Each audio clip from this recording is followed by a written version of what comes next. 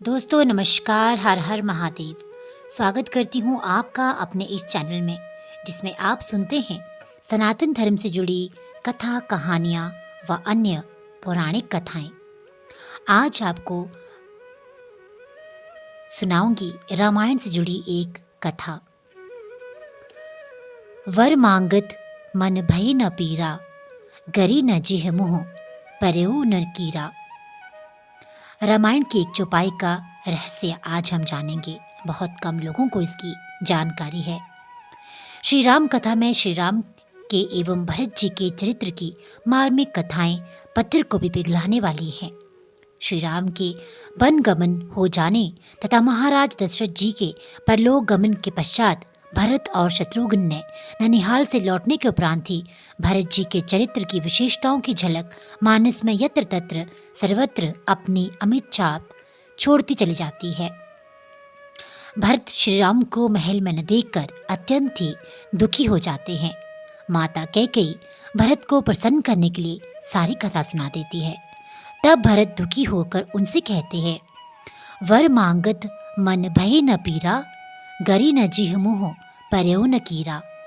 अरे बैरिन, महाराज दशरथ जी से 2 वर मांगते हुए तुझे पीड़ा नहीं हुई? प्रथम वर में राज्य मांगते हुए तेरी जीवा गल क्यों नहीं गई, तथा दूसरे वर में श्री राम को वनवास मांगते हुए तेरे मुंह में कीड़े क्यों नहीं पड़ गए? भरत जी ने मात्र इतना ही नहीं, उससे भी अधिक माता कैकेयी को जो कुछ कहा वह श्री रामचरितमानस में गूढ़ गंभीर चिंतन मनन करने का विषय है। हंस बंसु दशरथु जनको, राम लखन से भाई, जननी तू जननी भई, विधि सन कछु न बसाई।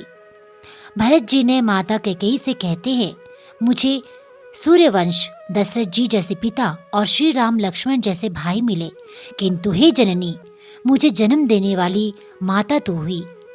क्या किया जाए, विधाता के आगे किसी का कुछ भी बश नहीं चलता।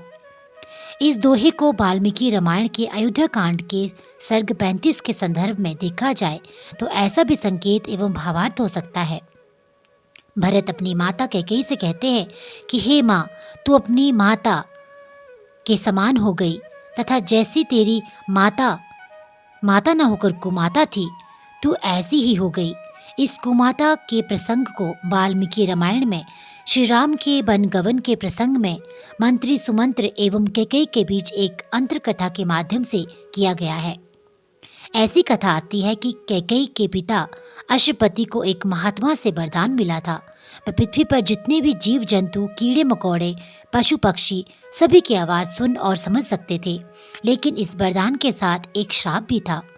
वह इन सब बातें किसी को भी बताएंगे तो उनकी उसी वक्त मृत्यु हो जाएगी। एक बार कैकेयी नरेश कैकेयी की माँ पृथ्वी के साथ चौके पर बैठकर भोजन कर रहे थे। एक चींटी चावल का दाना लेकर जा रही थी। चौके के बाहर दूसरी चींटी ने विनम्रता पूर्वक कहा, ये दाना मुझे दे दो। वो बोली, तुम अंदर जाके ले आओ। उसने कहा कि मैं गंदगी से गुजर कर आई हूँ, अतः अपवित्र हूँ, चौके में नहीं जा सकती। पहली चींटी ने सहृदयता का परिचय देकर दाना उसे सौंप दिया और फिर दूसरा दाना लेने चौके में लौट आई। ये संवाद सुनकर कैकेयी नरेश ने अनुभव किया कि मेरे राज्य की चींटियां भी पवित्रता अपवित्रता का कितना ख्याल रखती हैं। वे एकाएक हंसने लगे। महारानी पृथ्वी ने उनकी प्रसन्नता का कारण जानना चाहा। महाराज ने कहा, मैं अगर बताऊंगा तो मेरी मृत्यु हो जाएगी।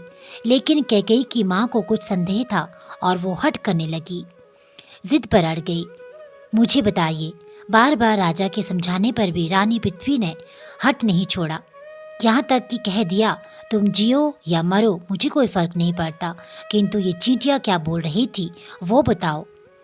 तुरंत राजा उन महात्मा जी के पास गए और सारी कहानी महात्मा जी को बताई, कैसे रानी को भवन में जिद पर अड़ी बैठी है। महाराज, कोई उपाय बताइए। महात्मा जी ने पुनः दोहराया, राजन, वचन बदला नहीं जा सकता। ये सत्य है, अगर आपने किसी को कुछ भी बताया तो उसी वक्त आपकी मृत्यु हो जाएगी। अब निर्णय आपको लेना है। बहुत सोच विचार कर राजा ने रानी का परित्याग कर राज्य से बाहर कर दिया और वे जान गए थे मेरी पत्नी को मेरे जीवन मेरी भलाई की कोई चिंता नहीं है।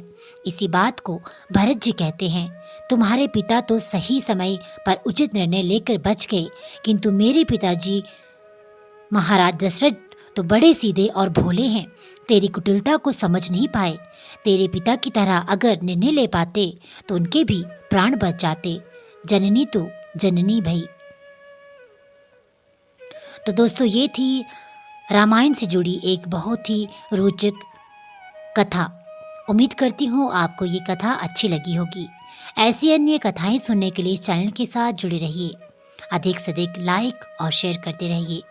चैनल में अगर पहली बार जुड़े हैं तो चैनल को सब्सक्राइब करना बिल्कुल न भूलिएगा। आपका बहुत बहुत धन्यवाद। आपका दिन शुभ हो। हर हर महादेव।